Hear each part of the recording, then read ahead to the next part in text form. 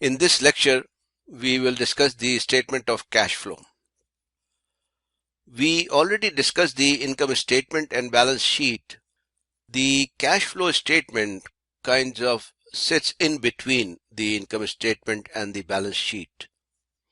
The income statement answers the question, how well did my business do this month, this quarter, or this year? And the balance sheet answers the question, where does my business stand today?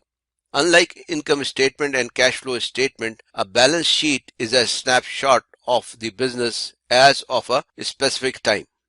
While the cash flow statement answers the question, from where did the cash come and where it go or where it went?